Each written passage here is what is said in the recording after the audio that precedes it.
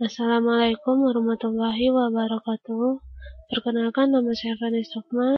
Pada kesempatan kali ini, saya akan membahas mengenai aplikasi registrasi mahasiswa menggunakan Java dan MySQL. Kita akan mulai membuat, untuk pertamanya kita akan buat dulu database yang kita inginkan. Di sini saya sudah membuat database dbadmin, di mana saya sudah membuat 4 tabel, yaitu tabel login, yang isinya ini untuk login bagi admin nantinya. Kemudian tabel mahasiswa, di sini saya isi tentang data-data mahasiswa. Kemudian tabel mata kuliah, di mana isinya mata kuliah yang tersedia. Saya sudah mengisikan beberapa data sebagai contoh. Kemudian tabel registrasi yang nantinya akan dimasukkan oleh mahasiswa. Jadi di sini cara kerja aplikasinya, mahasiswa menginputkan data-datanya. Setelah membayar uang kuliah, dia mendapatkan nomor pembayaran dan kemudian kode registrasi. Kemudian masukkan ke file-file yang sudah disediakan. Oke, kita akan lihat saja bagaimana pembuatan programnya. Di sini saya buat di aplikasi 2, 3 package ya. Dimana itu ada aplikasi 2 itu isinya main. Kemudian GUI itu berisi semua form-form yang saya butuhkan. Kemudian kode yang berisi dengan enkapsulasi dan koneksi. Nah, yang pertama dibuat itu adalah kelas koneksi, di mana koneksi ini berguna untuk menghubungkan aplikasi yang kita buat dengan database. Di sini isinya database yang akan kita gunakan. Kemudian ini penghubungnya. Kemudian di sini ada kelas enkapsulasi yang menghubungkan dengan form-form yang ada. Ini nama-nama field yang ada di database.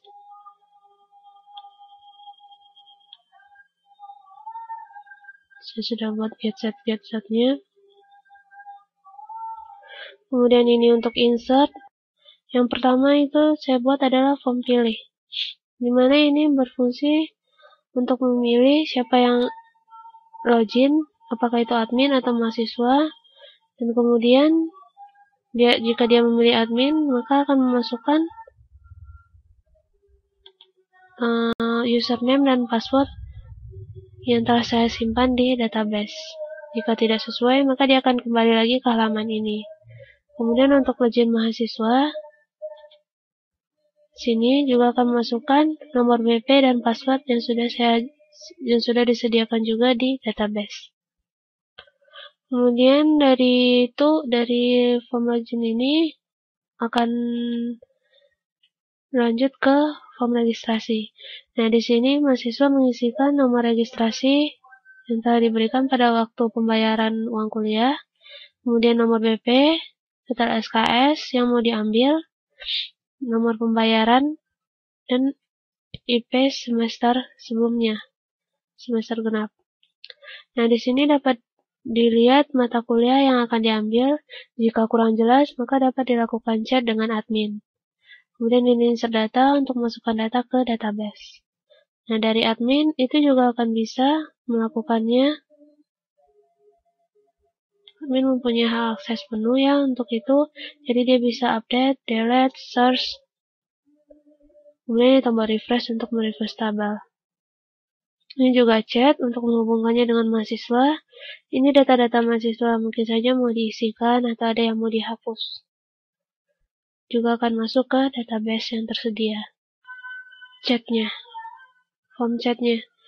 Ini adalah chat untuk server, dan ini adalah chat untuk klien. Nggak terlalu beda jauh. Oke, kita coba saja jalankan aplikasinya. Coba kita run.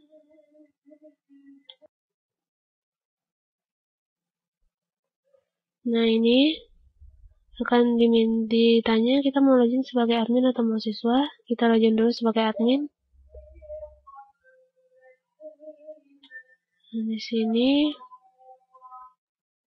ada pilihannya, di mana tadi sesuai dengan database ada admin 1 sampai 3. Di sini juga ada tabel login, ada admin 1 sampai 3 yang passwordnya juga udah di setting. Kemudian kita masuk di admin 1 saja. Saya masukkan passwordnya. Login, selamat berhasil. Nah, ini form registrasi dari admin. Untuk selanjutnya, itu kita coba jalankan lagi, tapi login sebagai mahasiswa. Nah, ini kita login sebagai mahasiswa. Dimana pilihan nomor BP-nya juga, ini ada BP 1, 2, 8, dan 10. Itu juga berdasarkan database ini. Tabel mahasiswa. Ada 1, 2, 8, dan 10. Itu ada nama dan passwordnya masing-masing. Nah, kita akan masukkan. Kita coba masukkan passwordnya salah dulu ya. Kita coba asal-asal saja. Nah, user dan password tidak cocok katanya. Sekarang saya coba masukkan password yang benar. Begitu juga tadi untuk login adminnya. Itu kalau salah akan kembali lagi. Nah, ini berhasil. Maka masuk. Ini form registrasi untuk mahasiswa. Dan ini form registrasi dari admin. Nah, kita akan coba masukkan data ya. Dari mahasiswa dulu. Kita coba masukkan data. Sini kita buat kodenya misalkan 003. Dan nomor BP-nya 2. Total SKS-nya 20.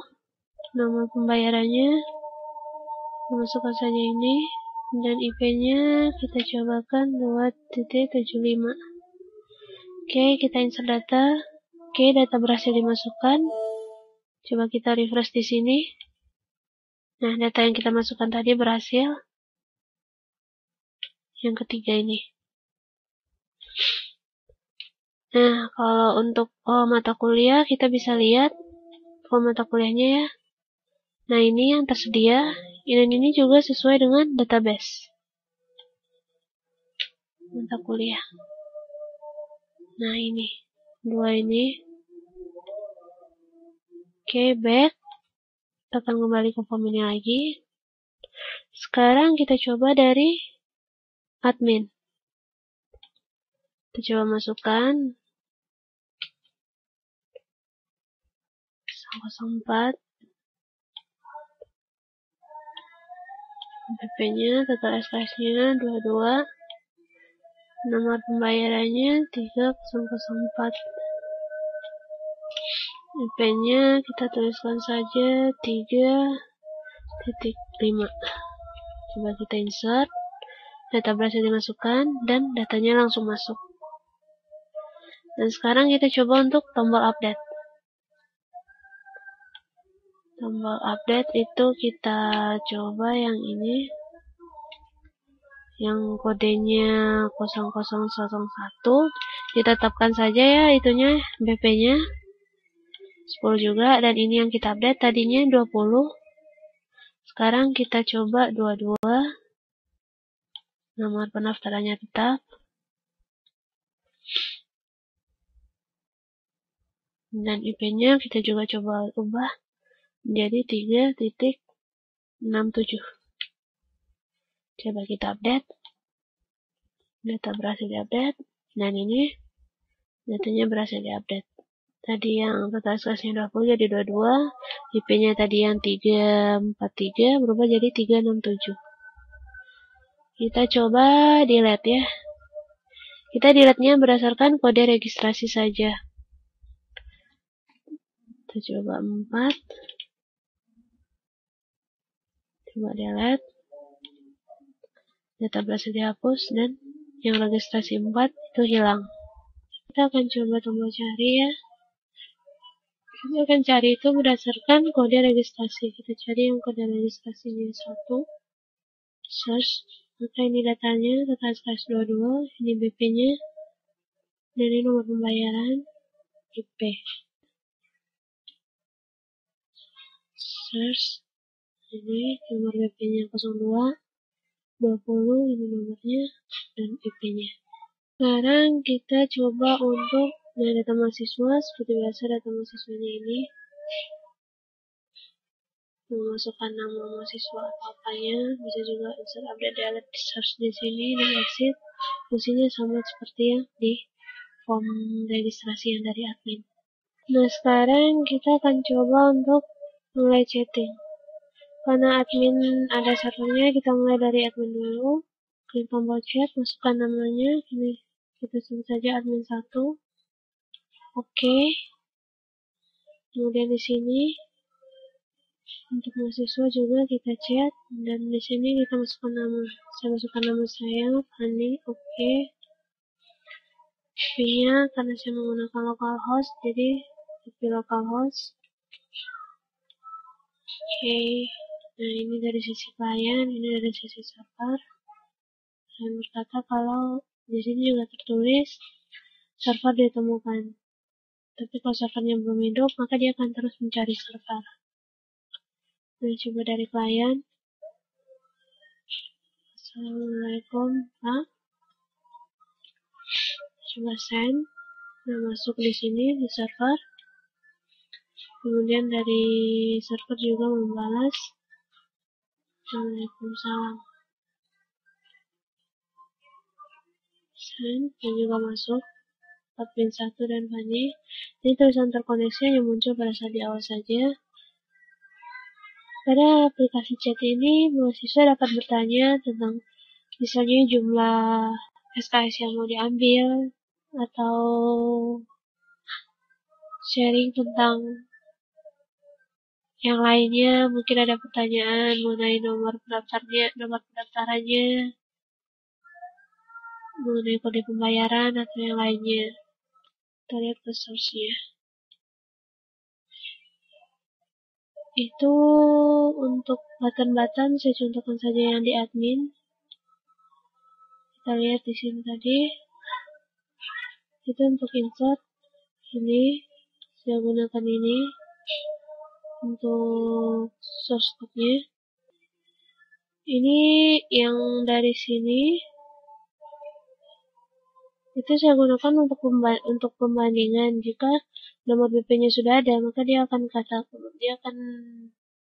mengeluarkan ini, data sudah ada di option pane.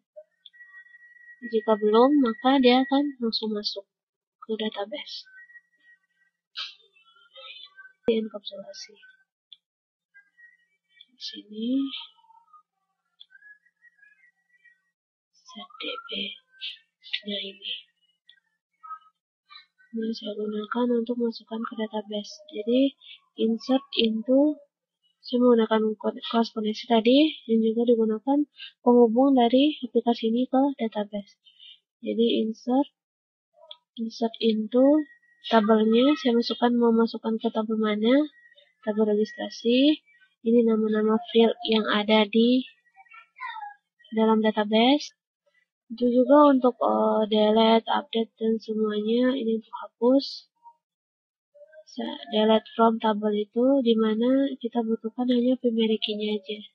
Jadi kode registrasi key-nya. Kemudian untuk edit atau update, dimana juga berdasarkan yang kita ambil sebagai key-nya. Untuk cari, saya langsung menggunakan reform-nya. Sini, kita lihat tombol cari ya. Nah, untuk cari saya gunakan seperti ini, langsung di sini. Jadi itu select bintang. Bintang itu artinya semua data yang ada di dalam tabel tersebut. Nah, dimana berdasarkan kode registrasi saja. Kemudian untuk menghubungkan ke data mahasiswa, itu saya gunakan set visible. Bisa diambil datanya dari database, Itu saya menggunakan